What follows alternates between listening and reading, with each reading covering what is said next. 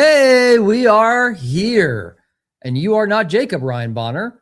Welcome to CUI Hotline, one of the most esteemed guests that we have on the show. Ryan, how the heck are you, my friend? Pretty good. Pretty good. Fighting the good fight. We're working through a lot of organizations, implementations of CMMC right now, and just going with all the, the fun activities that are part of that. Dealing with constant change. Oh, yeah. Everything from regulatory input all the way down through how C3PAOs are interpreting things. Just the whole gamut. It's fantastic. It's one of those things. Now that we're in it, I'm running into like two different sides of the coin. Believe it or not, I'm still running into, I don't think it's going to impact us, or we don't need to be compliant until November 10th of 2026, or, something like that. And then I have the other that's like, oh my God, we're losing money. Like they're not giving us work anymore because our score is less than an 88. Like there was a story yesterday on the Discord that was like, hey, like we do work with GDIT and we lost a bunch of money because we weren't compliant. We didn't have a score in place, right? And it's like our score was below 88 and they said, hey, no, thank you. We can't use you guys anymore. And they had like several millions more on the line potentially if they didn't get compliant within like 90 days or something like that. Like, so it's so interesting to see both sides of it. It's like the people that are like naysayers or pushing it out. I'm like, well, your primes probably aren't sending you work because they know where you stand. And then you have other people that are like, oh, I'm actively losing dollars out the front door. And like, I need something compliant like ASAP, right? And so that's kind of leads me to my weekend review, which is compliant in 60 days. I've had multiple phone calls today where it's like, we need to be compliant yesterday, right? Because we're afraid that any day our prime could call and ask for where we stand in this process. And like, that's a real fear of people, right? And what I'm seeing a lot of, maybe you can fill in some blanks here, Ryan. A lot of people are going to like the native cloud hosted per seat license of like an enclave. So like you pay me $200, you get a virtual desktop, and that's kind of the end, right? Maybe you get an email account, you get some office apps, maybe. We don't get a lot of flexibility to deploy other things in that environment. And they're like, hey, whatever it takes to get it done fast. But then we have conversations around like significant change and what that means and all of that. So Ryan, for people that need it fast, that need it tomorrow, what are the risks of going with organizations that are offering this CMMC as a service per seat license? Or just what are the things to be aware of, right? Like what are the goods, the bads, the uglies when it comes to stuff like that? Sure. A lot of times we're trying to almost characterize the different kinds of environments that you can set up, right? And we've started to build some language around that. So the smallest enclave would be like what we call a CDO enclave, customer documents only. And that's where you find a way to like start piping customer downloads, maybe from DoD Safe, maybe from a portal, whatever, into that environment. And then for risk of expanding your scope, they can't really leave. So it's like a look to, but don't touch kind of situation. And you're doing a lot of read-only access and things like that. It's definitely like minimum viable product, but you got to keep in mind the documents have to get there somehow correctly. And so sometimes you're having to reshape information flows or try to get, specific customers to start communicating with you differently or sharing things. You can't just email the drawing revision to the last engineer you talked to inside of our company. You have to go through this new shared mailbox we set up or whatever it might be. Yep.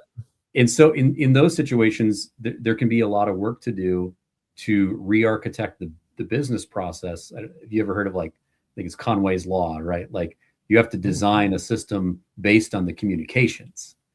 Like the communication flows should inform the system design. Otherwise, Conway makes a lot of sense. He's making a lot of sense. You're just going to have a system that no one uses. So, it's just fair. Yeah. So I think almost anybody who's going to look at one of those like very self-contained environments is going to immediately start to have conversations about, well, that doesn't match the way that we do business. Yeah. So we've got to expand that capability. So one of the things we're always looking out for, in addition to like, how do we shape data flows, is how many knobs and levers do I have to expand the functionality, expand the user count, add workloads, add applications, whatever it might be. And that's really going to be the litmus test for whether a situation like that would work for you. Because if you can't install software, if you can't, visit more than 5 websites, whatever the situation is, you just got to be aware of what those limitations are going to be. And that probably only bought you some time to maybe either move into something bigger and more, more capable, or, figure out it's not for you. So we'll ask this as a follow-up question, because I do want your interpretation of significant change, because that's been such a fluid conversation when it comes to stuff like this. But before we do that, Ryan, we always like to ask other guests their week in review. And you were sharing a very interesting story about CMMC level 2 requirement prior to award. Can you tell us a little bit more about what that is, or what you saw? Yeah, a huge shout out to industry stalwart Linda Rust for pointing this out to me. But she had tracked down a request for information for the next phase of sort of like the bake-off, if you will, for unmanned aerial systems. So these larger UAS systems, the next phase of the capability trials and things like that. In order to even find out what the defining characteristics were for this next RFI, you had to prove that you had CMMC level 2 attainment in order to even get those characteristics documents. Interesting. So you've got a, an all hands on deck. We'd love to hear from you, request for information. But if you want to know what the request is in any meaningful detail, you've got to show that you have CMMC level 2. And that's kind of like one of these things where like nature will find a way. Like, yeah, if selection, it's like, yeah. Yeah, if you're in an acquisition command and on the last round of these RFIs, you got way too many respondents and way too many headaches. If you want to cut down the signal to noise ratio, what better way to do that than to create a roadblock on the front end for even participating? So wasn't expecting that as a possible tool that CMMC could represent to program managers, acquisition commands, individual contracting officers. But wow, what a way to shift left and use CMMC as a way to really control outcomes. Probably the first time we see that, but it's interesting to see it so early on in the rollout of CMMC, right? It's like, hey, I'm a contracting officer. I don't want to review 10,000 proposals, right? I want to self-select the people out that I know aren't going to be able to get it at time of award, and not even work in that middle part, right? Let's just go ahead and get ahead of it, because the other thing on the other side of this, if we're looking at the prime level and the sub relationship, like you work with both primes and subs all the time, all the day long. Are you seeing any kind of similar requirements as like a prime? Like we had Elbit on last week or the week before on the podcast, and they're saying things like, hey, if you're certified, let us know. But if you're not, we're okay not working with you anymore, right? Are you seeing those conversations play out on either side of the fence about the supply chain? Yeah, we are. A lot of our clients are subcontractors, right? And so they're working through primes. They have usually more than one prime as their customer, and so they're seeing sort of like a spectrum of responses. The folks that I would be worried about are the ones who just aren't hearing anything from their customer. That could mean that they're off of a vendor list. They're not planning to use them. They're actively trying to remove them from a relationship. And you're just not going to know until it's too late. They don't have to say anything. They can just stop calling you, stop asking you to bid, stop whatever. On the other side, we're seeing subcontractors who are having like positive communications from their customers that like, hey, the reason you are getting more work right now is because you have your certification. Like very clear linkage between you have your cert, we're going to start to shift work over to you. And so, yeah, we're seeing a spectrum of responses from those vendors. And then, of course, you're also seeing the supply chain risk management activities of like, hey, where are you at? What date will you be done? And that is really starting to drive board level, top line, executive management discussions on it needs to be done. It needs to be done by this date. Yep. And it's not just because we picked that arbitrarily. We actively told some of our biggest sources of revenue that that's when will be done. And so we are now starting to see contractors show up on our doorstep saying, this date, I have to be ready on this date. Wow. That's, man. And there's only so many, I would say, competent implementers of this service. And that backlog, we talk about it all the time, like Jacob and I do, like the backlog to get assessed actually is probably shorter than the backlog to get into a compliant state prior to assessment. Because there just aren't a lot of parties out there doing it well, right? I mean, the MSP collective, I think, has 20 or 30 in it, right? That's obviously not all the eligible parties, but I mean, if that's a good sample size of MSPs that have been certified, 30 versus 300,000 people in the DIB, organizations. So it's going to be really interesting to kind of see how that narrative keeps progressing, because, it's like at some point backlogs are going to speak. I mean, they're going to be weeks and months potentially, right? You can only scale organizations so rapidly. And so, it's the classic, like, you got to get in line now to get something a few weeks or a few months from now, right? So, yeah, that's a huge consideration. Hey, I think this guy. Andrew just shouted out, heard there was a prize if we could stump Ryan. There is a $5 bounty on Ryan's head today. If you can stump Ryan Bonner, I will PayPal, Venmo, or whatever you $5 for your drink of choice. Or you can do whatever you like with it. So get the stumping going here. So I think we have our first one. Maybe we got our first contestant, Nicholas. At what point are security cameras a CUI asset? If the resolution and location elevation is good enough to see general events, but poor enough that you can't see anything specific on a computer or print, is it safe to say it's just a security protection asset? Ryan, this is stump chance number one. Nicholas might be getting $5 today. Yeah. Nicholas, this conversation has come up before, and ultimately, here's how we've come to view the problem, right?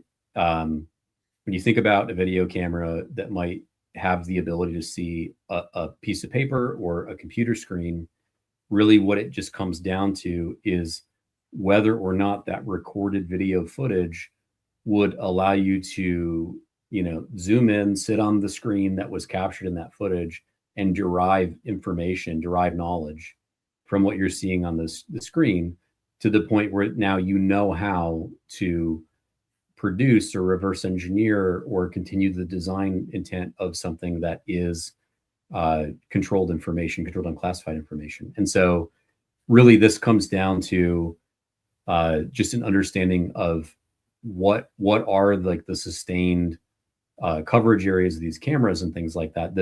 The simplest and best rule that I've seen put forward by members of our team, some of whom have developed very robust like ITAR compliance programs inside of mega primes, is that you should not point a video camera at anything that represents an area where you also would not allow a camera phone or someone to record footage or take pictures or anything like that.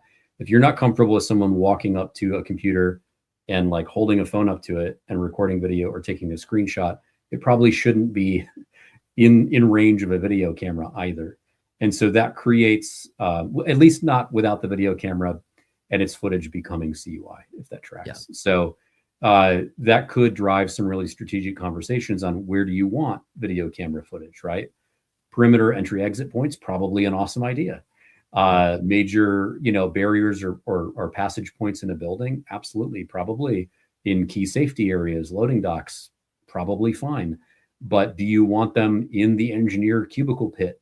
I'm not sure about that one. That could create some additional issues. So, that's how we tend to think about those challenges. If you want a really good example of this, look at like how the Department of the Navy describes the difference between like casual access and what's called detailed visual access when you're talking about export control, naval nuclear propulsion information, or things like that. If I have the ability to study and derive knowledge from something, it's a problem. Okay, I would say stump chance number one, you have conquered, Ryan.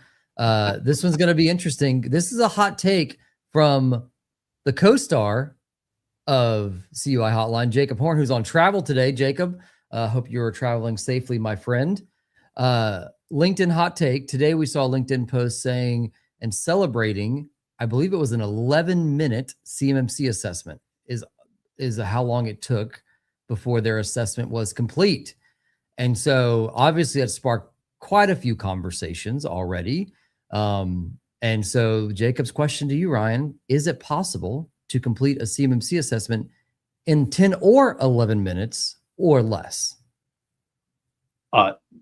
No, not as prescribed by the CMMC assessment, like process, the cap itself, even just like any durable concept of like completeness or assessor confidence or like anything that you would like, you just literally, the human brain cannot process the information fast enough to comprehend 320 assessment objectives in 10 minutes. Unless you're taking that pill from Limitless. But like, here's what I think is happening in the situation. I'm not directly familiar with this. Okay. So someone else can weigh in if they think it's different. Here's what I think is happening with this.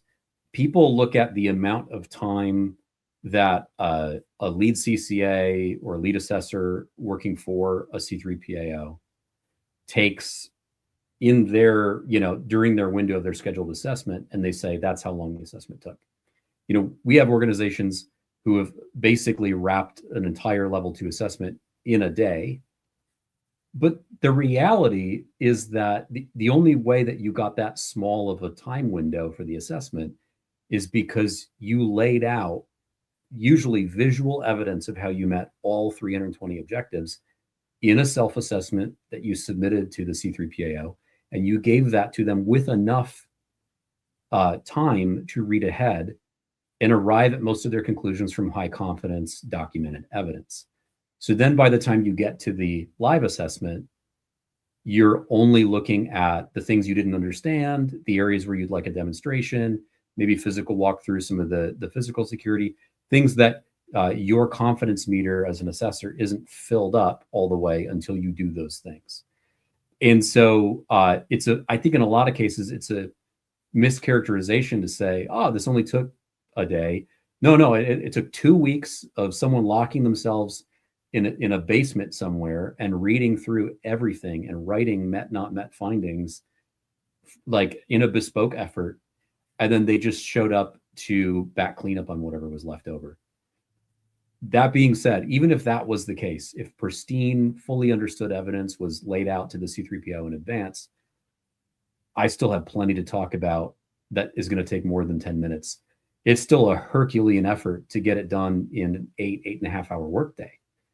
A lot of times that will spill over into additional days, especially if clarification is needed or the right person isn't available to answer a question. A 10-minute assessment effectively means no demonstrations were provided. If there was a physical walkthrough, it was not counted. Right. In that elapsed time. Someone stopped the stopwatch too early. And so like it just sort of like that sort of is confounding to me that you'd say that you could have a 10-minute assessment. It's an interesting flex too, right? Because it's also on the other side, it's like, and listen, if these individuals are watching, like this is not a jab, but it's also like, man, like that doesn't seem right. Like it sounds like maybe something you wouldn't want to promote, right? It's like, because the due diligence and the thoroughness of the assessment feels like it could come into question, it being just that short, right? Anyways, all that to say is, no matter how long or short, just do it right? If you're able to somehow do it in 11 minutes and there's high confidence behind it and you can show your work, that's one thing. But realistically, after we've gone through now 74 client certifications, I can tell you right now, 10 minutes is nowhere on the radar when it comes to incorporating external service providers and interviews, physical walkthroughs, right? Even if you're just doing a cloud native enclave, there's still so many more things on the perimeter that have to have some sort of active conversation, right? So very interesting. All right, let's keep moving. I'm going to pivot to one of my questions, and Vincent actually asked this last week. So Vincent, this is a follow-up to yours. DoD FAQs have been making the rounds the past few weeks, And encryption is not enough for logical separation of network, or like you have to have both logical and encryption now, right? Encryption does not negate the need for logical separation. I think I worded this a little poorly, but Ryan, what's your hot take on that? Is that a CUI asset? Because encrypted CUI is CUI as well. So like, how much of my environment is now in scope based on one DoD FAQ update? Yeah, and before I answer this, I just want to encourage people not to get stuck in like a false dichotomy where like being in scope as a CUI asset equals bad and being completely out of scope is the only good. In reality, not enough people are going through the process of determining for an in-scope asset how many requirements would actually need to be met.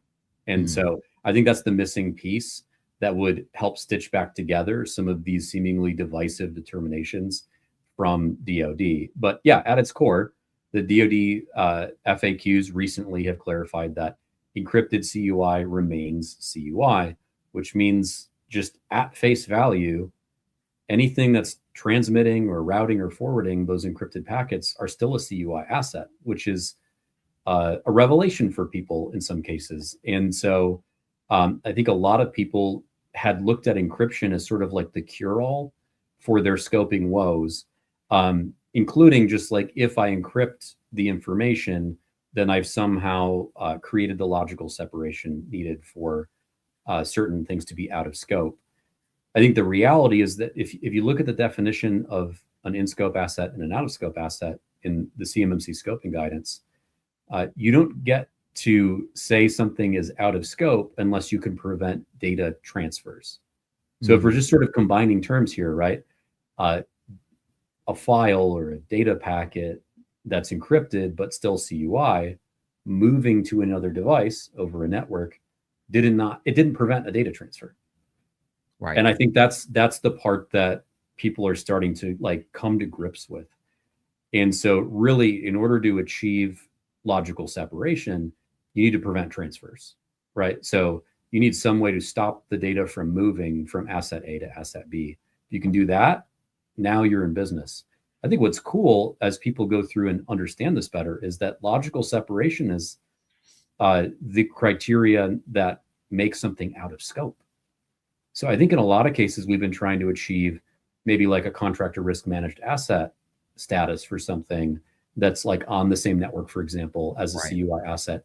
If I can stop data transfers altogether, like that's the end of the discussion. So that's really powerful and really encouraging.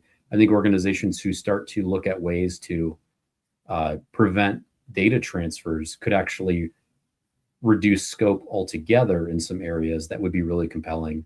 I'm personally really interested to see if we can drive new paradigms, if you will, where the external boundary in some cases for my environment is the machine. And the internal boundaries are applications and file directories. And if I can stop data transfers in that kill box, my new external boundary might be an individual device or something like that. That could be really cool in a very like zero trusty implementation. It sounds like a zero trust browser, like managed browser solution potentially. Yeah, zero trust configured browsers and devices that are preventing those transfers in some way could potentially mean that two computers sitting next to each other on the same network have totally different asset determinations because of how they handle whether data can leave and where it can go. So really fascinating and hopefully promising ways for us to look at this new normal. But if we stay in our old mental mode, yeah, this feels like doomsday, right? Because like all of your options feel like they're being taken away. So to clarify one more, I'm going to give an actual example because this comes up quite a bit. I have a virtual desktop environment running in the cloud. Well, God bless it. I've tried so hard to eliminate printing, but man, the people love to print, right? So one of the ways people do that is a site-to-site VPN that's connecting over the local network. Now, I've had forethought to buy a FIPS validated printer. So the actual print job is wrapped in a FIPS validated encryption, and then it's being shot over the VPN tunnel over my corporate network, which I thought was out of scope previously, and then delivered to a printer in a secured room that I've had meet all the CMMC requirements. So with this new interpretation, just to give a little bit more of a practical example, that network is now in scope up to what point? Would you call it a security protection asset? Would you call it a CUI asset? Would you apply relevant controls, or how would you apply all CUI controls? Help me with like one of those kind of use cases there. Yeah, and I think this is where you have to shift the mindset from like CUI asset equals bad, and I have to do all the work all the time, meet everything everywhere all at once, to an applicability mindset of saying, for something that is in scope, what are my obligations in order to meet the necessary requirements? So to answer your question, we've got really kind of three unique component types, right? We've got the VDI or the Azure Virtual Desktop or whatever it might be. We've got the printer, and then we've got the network in between. Based on the FAQs and other factors, all three of those are CUI assets. Yeah. So to me, the real art versus science of this is like, well, okay, but how many requirements would I need to meet on a network transport layer that is really just piping previously encrypted packets between these two components? So if I've got encrypted packets that were properly wrapped and encapsulated by a FIPS validated module in that AVD server pool or whatever, right? And I'm routing those through my network, I should really only have like 2, 3 800.171 requirements that I would need to apply to that network component. Like the ones that I have in mind would be like number 1, 3.13.11, FIPS validated encryption. Yep. But I have great news. I'm not decrypting or proxying those packets in any way. I get to inherit that requirement from the AVD pool that wrapped those packets before they got to me. So that's awesome. Yeah. The other one that comes to mind is 3.13.10, key management.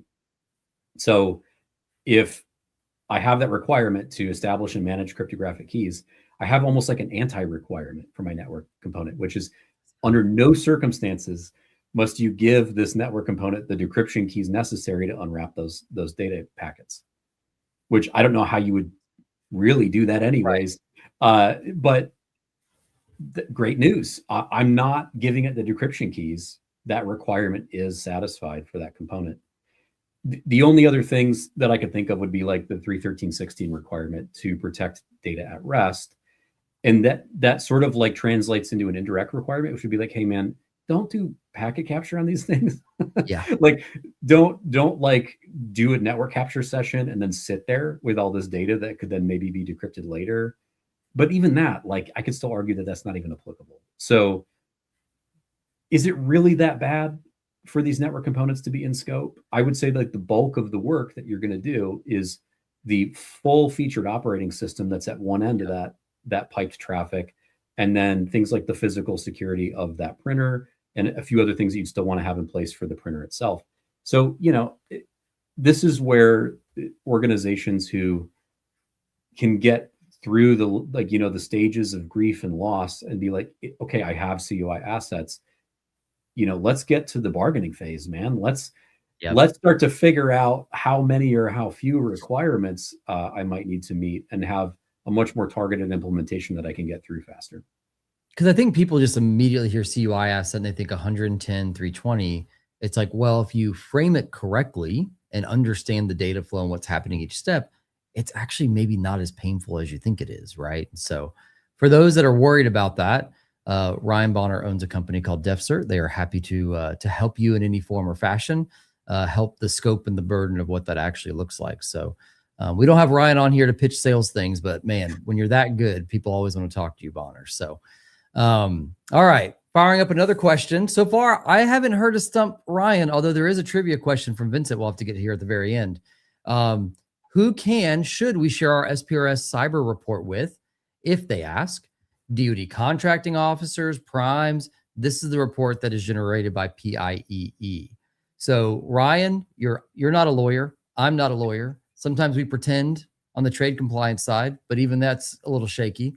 So what would be your general recommendation for at user UI5SE5JV7Q for who to share and when to share their SPRS score with?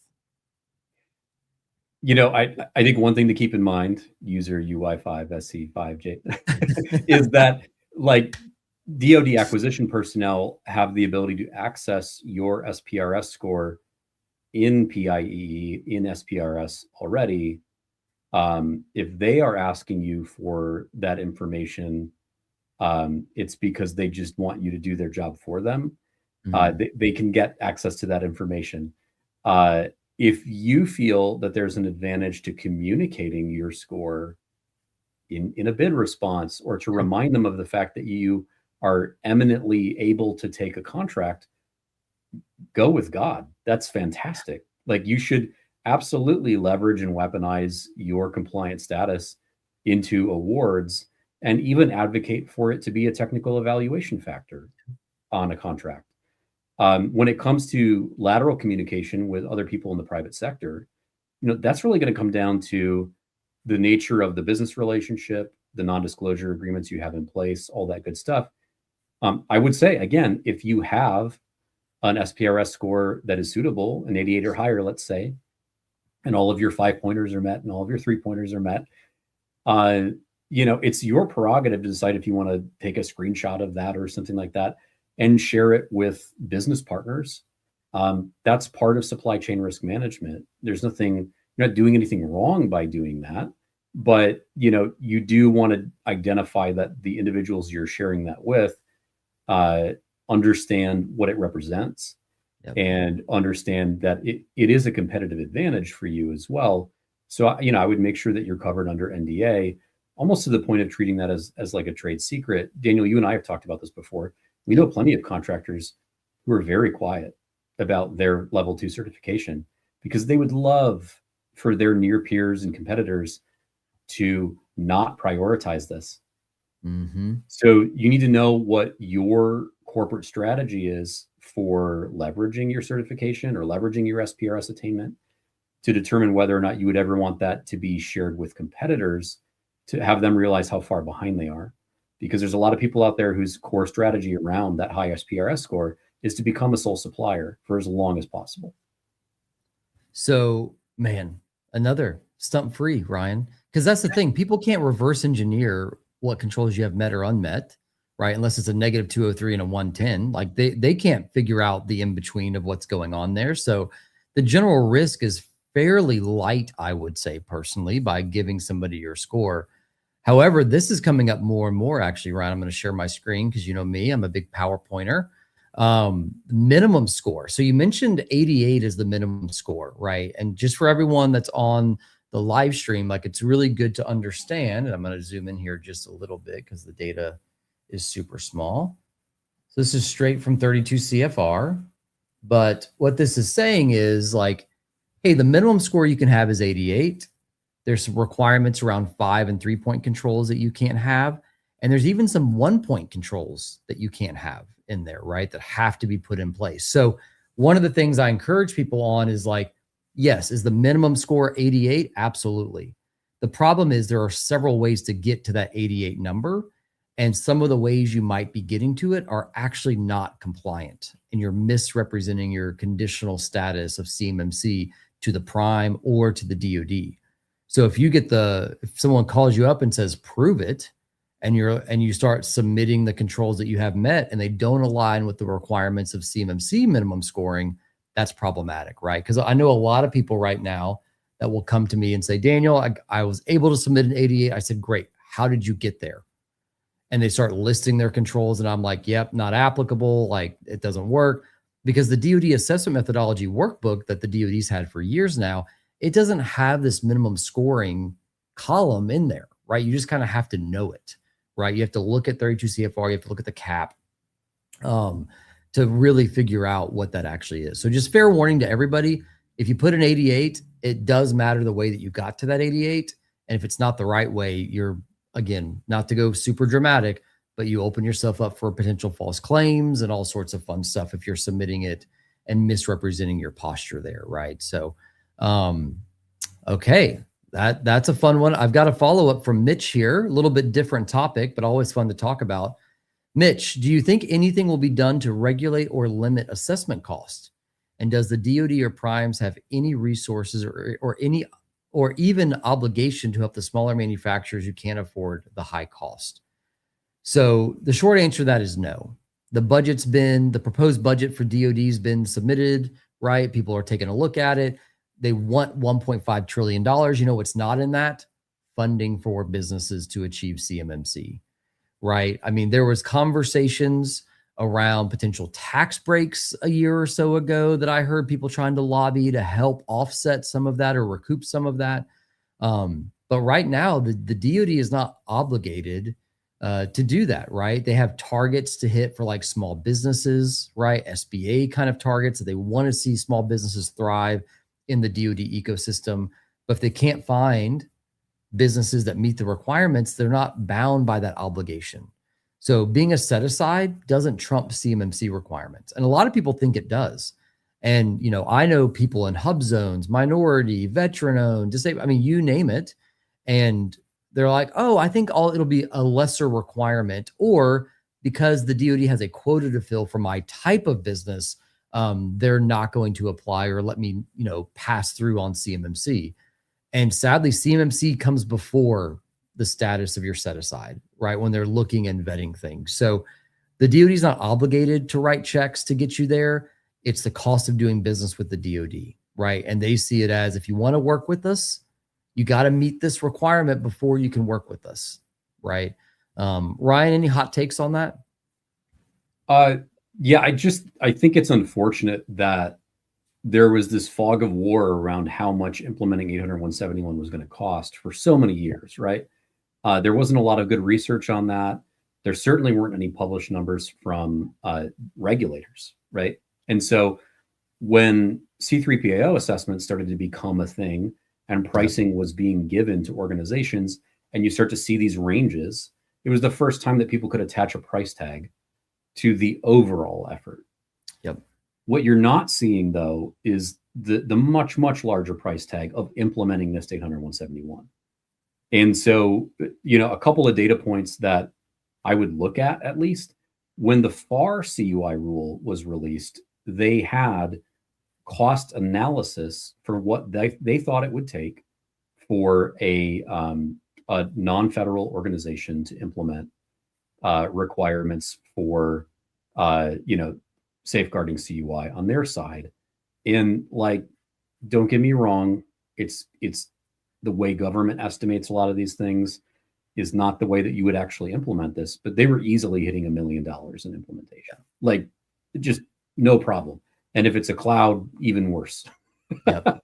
And so, granted, you have to dial a lot of that way back down to strip out some of the RMF requirements and things like that. But like, whatever dial you apply to that, that's still a much bigger number than what we're talking about for the costs of assessment. So the other thing that I would point out is there's a lot of good research done on how much specific industries spend on IT and security as a percentage of revenue. Guess who doesn't spend a lot on IT as a percentage of revenue? Manufacturing and construction. Yep. We're talking like 1% of revenue. But when you go look at heavily regulated industries like healthcare, finance, insurance, they're spending 7 or 8% of Yep. revenue on IT and security as a you know, subordinate amount. So Yep.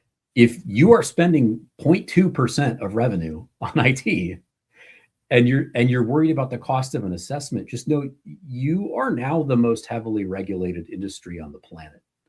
Yeah. If you're in the DIB. So you don't need just a strategy to pay for the assessment. You need a strategy to recompose the entire organization around some of these new costs and have a strategy to pay for that. Yeah, there was a presentation I did. I haven't updated this in probably a year, but it was how to budget for CMMC. And we were looking at like other regulated industries, right? And, you know, the average spend across those and basically what we anticipate the DIB now having to potentially offset, right? And so kind of agnostic of industry, right? Manufacturing, construction. If you're doing defense work and the burden of CMMC, now scope in this presentation says a lot, right? Because scope controls cost, as Ryan says multiple times. But I mean, you could potentially be sitting to 5 to 8% here, potentially, right? Depending on the scope. And historically, it's been around 1%, maybe 2%, right? And so it is a question that gets brought up a lot. CMMC raised the awareness of the burden of NIST 800-171 implementation. As we all know, probably listening, that burden's actually been around since 2017, even prior, right? That was just the deadline. So that's kind of the shakeup here, is that it's a little bit of whiplash because you're getting a number that you should have seen and kind of better understood back in 2017 for the implementation, and then add 40, 50, $60,000 now with CMMC level 2. And it's like, oh, like, you know, spending 300,000 or 200,000 or 100,000 in 2017, or in spreading out that cost over the years, now you're hit with all of that at one time in a very short timeline. So now you're going to pay an expedite fee in a lot of cases to try and jump to the front of the line so you don't lose work. So now it's even more of a burden than if you would have done it potentially in years past, right? So it gets really interesting there. So Bonner, here's another one. I don't think this is a stumper because this is pretty new information to everybody. And I've seen this comment twice here in the live stream, and I had it queued up as my own personal question to you. Ian, longtime friend here. Do we have any information on when the new GSA CUI rules will be applied at award? If so, when, how? And then we had another one from earlier in the call talking about, give us a take on GSA situation, RMF, 171, Rev 3, 1 hour response time. Oh me, oh my. And so for those unaware, Jacob and I did a podcast earlier in the week about this random new GSA requirement that's actually been around since 2022, but they updated the document here last week or a couple weeks ago. I think it was January 5th, maybe. I could be making that date up, but early January. And all of a sudden it says, hey, if you're doing CUI on non-federal systems, do all those things. Rev 3, RMF, 1 hour response time on a potential incident, right?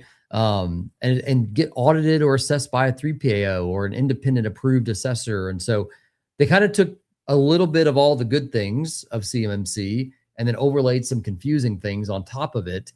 And as far as we can tell, it's in effect right now. Like there's no rollout date. There's no, hey, now's the time.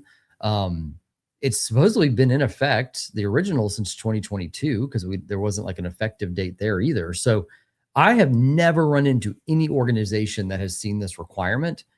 Ryan, I'm curious on your take of what you know about the GSA publication of 45 pages or so. And also, have you run into anybody historically saying, I've got to meet these CUI GSA requirements?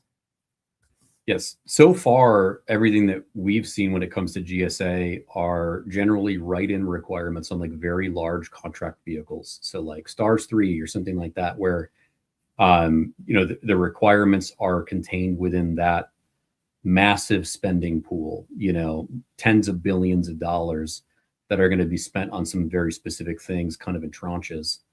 So I don't know enough about the constraints or limits of how requirements are incorporated into these larger GSA schedules or these larger GSA contract vehicles. So it'd be irresponsible for me to say, like, here's how the cookie's going to crumble. But things to think about, everything we've seen in the past has been based on a particular contract vehicle or a particular GSA schedule for how it's going to be included. And I didn't see the GSA requirement structured as a contract clause. And so I would expect we'd have to look for the inclusion of this requirement in the list of things you have to adhere to for like a very specific GSA opportunity, or to remain on a certain schedule, or to be an eligible awardee for a very large like IDIQ or something like that. So again, we're kind of like right back where we started with CMMC. We'll just have to keep our ear to the ground and try to figure out when this starts popping up. So like literally including this uniquely named requirement in your Control F search terms on an opportunity would be very good to pay attention to. As far as like the 1 hour requirement and things like that, this very much feels like a set of requirements that were written for the purchase of cloud services, that's where I would expect to see like 1 hour notification. Somebody posted that it's like FedRAMP requirement is a 1 hour response, right? So it's like they're pulling this. They didn't come up with this number out of thin air, right? So yeah, so it would be unfortunate if that requirement was applied to less critical acquisitions by GSA, but stranger things have happened. If you do go full court with this, then you're going to find yourself in a situation where people have no time to even process the telemetry that they're getting. So they're just going to just dump an inbox somewhere with every alert they get and say, you guys sift through it. I had an hour. Yeah. I had an hour. I did the thing, it's like, oh man, it's interesting. Like the burden of CMMC, and then people are like, oh, thank God, and hoping for reciprocity with other agencies. And then GSA is like, oh, psych, we're going to throw some more stuff at you. Honestly, at the end of the day, I can't wait for FAR CUI to hopefully encapsulate all of this and just apply it peanut butter spread agency across all agencies, because everyone left to their own devices are just, it's kind of Wild West out there. It feels like sometimes with some of these requirements getting thrown around. So now I will say in that GSA document, there is what I would say is the equivalent of like a Dean Martin roast of vendor documentation that I think everyone should take a look at. So there's multiple appendices to that document. Appendix E is guidance on how to write a response to a security requirement. And it lays out in great detail what you should focus on. But, oh man, the please don't do this list is chef's kiss. Don't repeat or rephrase the security requirement instead of answering how it's implemented. Yes. Don't use boilerplate text. Don't leave blank areas. Don't just mark NA. Do not use empty words like world class, user friendly. Oh man, you need to check it out because okay, I haven't read that part. That sounds amazing. Yeah, anybody here that's ever had to evaluate technologies, your soul leaves your body when you have to read vendor documentation that's written like that. And man, it would be so much better if we didn't have to. So good on GSA for taking that off the playing field. Thank you, GSA. All right, we're up for a technical one. Best way to send encrypted emails in GCC High. So there's a couple ways to do it, as everyone probably knows. There's I can encrypt the file with a purview label, or I can do native encryption on the actual email as well. So like, what do I exactly do here? And what's the experience? Well, if you encrypt an email, then once that email is sent, they get a one-time passcode. If they're in a non-GCC High, they have to type in the passcode, the numeric sequence, and then they get that email released, right? On the other side, if I'm doing purview and applying a label at a file level, this is actually a newer capability. If I have the cross-cloud B2B functionality set up with the tenant, it will actually honor that label even though it's coming from a gov cloud, versus before, they just couldn't open that, right? So if that cross-cloud wasn't set up, they couldn't open that Excel file, that PDF, that Word document. Because it couldn't authenticate that user base, and the label didn't know if I can't talk to anybody to authenticate because this guest user isn't really friendly, then I'm just going to block access, right? Kind of deny by default. So there's a couple of ways to do it. The easiest way is probably just to encrypt the email base, because again, unless you have more sophistication in your environment like B2B setup, it's going to be a fairly poor experience trying to do file level encryption with the need for collaboration and access, right? So that's the answer there. Follow-up question here, non-technical. We're going to take a different turn. Ryan, I always like a good hot take. Jacob and I have talked about the paper copies for a few weeks now. I actually heard audible laughter from people saying, yeah, our subsync, we're going to send them paper copies. And by the way, they're not.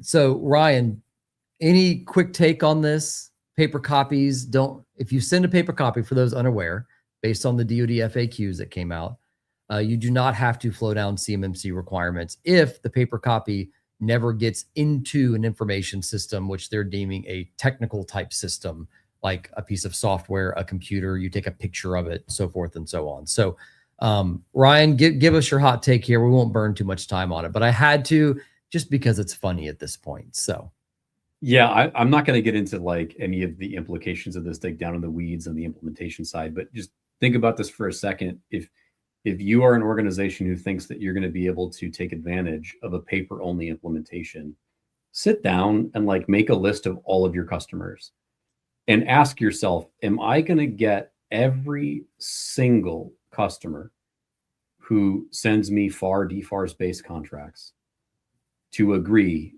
to only communicate with me in paper and to do that consistently?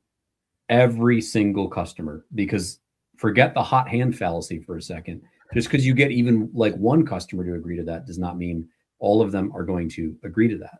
yeah, I also just want you to flip the script on that. Imagine you're in procurement or purchasing for one of your customers and you are told by one of your suppliers, not asked, told, going forward, you have to send everything to me in paper. The level of attention that would suddenly be applied to you as a supplier would be like the eye of Sauron, just like turning its gaze to like, I'm sorry, who is this? I must not email you anything. I must not send you links. I have to print things out on a plotter and send them to you with the parts. Who is this? Get them out of my supply chain. Like, doesn't matter how good of a relationship you have with Sally in purchasing. Like, yep. this is going to go over Sally so quickly that like I can't imagine you would last long in that type of situation. So you better have some magical special sauce that literally no one else in the world can provide, and maybe then you can play that card. Man, couldn't have said any better myself, Ryan. It's hopeful. It's wishful thinking, right? And everyone needs a little bit of hope in their day. I get it. But there's not really any silver lining with this one, sadly. So Nicholas is spinning the hits today. What is the best way to manage employees who are local admins to support downloading approved software? They need to have a local and general user account, or let's say a privileged and a non-privileged account in the world that we live in, right? Ryan, hot take here? I don't have any crazy takes on this. I would just say that by and large, we don't see a lot of organizations having someone's daily driver account have the ability to install its own software. So like it just kind of is the local admin. We're usually seeing something else take place, right? Daniel, your team would be way more familiar with this than me, but we're seeing pretty broad-based adoption of local admin password solution, LAPS. In Windows in particular. You can even manage that through Intune now. So, the local user does not need to know passwords. Yeah. So you're still going to authenticate using that second account. It's going to rotate the password as soon as you're done. There's no reason to have persistent privilege sitting on that daily driver account. That's what attackers want. Yep. So don't give them what they want. Don't give them what they want. Good security and good compliance. All right. This one seems CUI, Ryan, your favorite topic. A customer has recently requested that legacy program drawings issued approximately 25 years ago, which, by the way, is 2001. So I'm old when I have to say things like that. It's 25 years ago. It's 2001. Anyways, none of which are marked as CUI, but treated as CUI. Is this determination valid and on what basis? So this is pre-CUI program existed. 2001, the CUI program did not exist in the form that we see it, obviously. Everyone was kind of doing Wild West stuff, DoD distro statements, FOUO, right? So what is the approach that they should take? Should they treat it like CUI? Is there any law regulation or government-wide policy they should be aware of? Help us fill in some blanks here, Ryan. Yeah, I think keying in on law and regulation could be really important here, because if something isn't marked as CUI, you don't know the CUI category. Mm-hmm. If you don't know the CUI category, you don't know the laws and regulations that sit behind that category. If you don't know those, you don't know whether you're doing crime when you do what you do with that document. So if we're going to honor lawful government purpose, I need one piece of information at a minimum from someone who says, treat this as CUI. And that piece of information is, cool, what category of CUI? Because This category is a $1,000 fine and a misdemeanor. This category is 30 years in a federal penitentiary. I need to know the category. And the reason that I would fall, afoul of those laws and regulations is because I'm not exercising lawful government purpose. So it's crucial that we understand that. So when we talk through this with organizations handling CUI, a lot of times we are trying to build a logical container that the organization can operate inside of. So like the first question I would ask is, this 25-year-old drawing, how useful is it to your organization? Does it need to go anywhere once you get it? Does it need to be broken down for, subordinate details and shifted into other formats and things like that? Or can you treat it as an EPA brownfield, as toxic, keep it where it's at, look, don't touch, kind of that customer documents only approach that I mentioned. Yep. Depending on your usefulness of that document, how much utility it has inside of your organization, we have seen organizations that say, if you tell me to treat it as CUI, I am not saying it is CUI, but what I will do is extend it all of the safeguarding precautions that I would extend to CUI. So this ends up with organizations adopting what we call CUI positions. We will apply NIST 800-171 to the following kinds of information. And that could include legacy marks documents when certain markings are present, or when the customer says treat as CUI. Where that starts to become less viable is when you do legitimately need to move that document around through a lot of different systems, potentially contaminating those systems and adding 800-171 requirements, and you still don't know the CUI category. So that can be critical. We always advocate for asking what category of CUI the customer thinks it would be, because then at least I have the alternative of saying, okay, I'll go read those laws and regs and figure out how much of this 25-year-old drawing is actually subject to that law or regulation. Man, good answers. No one's stumping you yet. I'm keeping my $5 today, Ryan. We haven't gotten to the trivia question at the end, but right now we're doing pretty good here. All right, Jer 78K4K.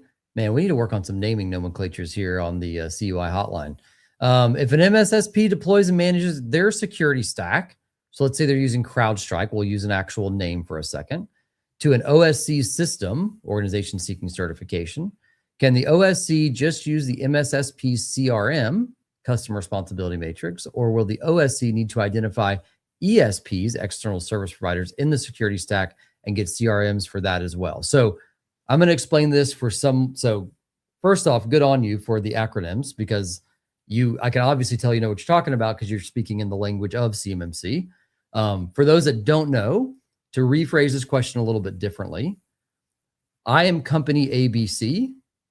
I use an MSSP called Secure Now, let's say.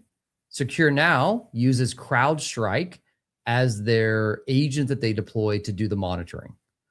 So the question is, if I'm company ABC, can I just inherit the customer responsibility matrix from the MSSP, or do I have to go out to each of the tools that they use to support me and also get all their customer responsibility matrix? So that's kind of the question in a nutshell, just phrased a little bit of a different way. Ryan, what's your take? Because my take would be the MSSP should incorporate, based on the tech stack that they're using, into the customer responsibility matrix that they give you, company ABC in this example, so you don't have to go hunt down, because here's the thing, you don't know what features and services they're using of those products per se. So that's my initial take on it. Ryan, agreement, disagreement? What do you think? Yeah, ultimately the MSSP should be kind of that synthesis layer where they're taking everything they know about the tools that they're using and using that to build the shared responsibility matrix they give to their end client. So the only factors that you'd want to pay attention to is whether there are any pass-through services being provided by a vendor that the MSSP is leveraging that are not being clearly delineated in your service relationship. So, for example, the CrowdStrike Falcon platform itself that Secure Now uses is a security protection asset, right? Secure Now actively manages it on their end when they deploy the agents and deliver your services. And also, CrowdStrike has their Falcon Complete service, which is a fully managed detection and response service of its own. So I would want to know how much or how little of the available services that Secure Now, this MSSP, is using from CrowdStrike. Are they staffing their own SOC? Did they outsource that?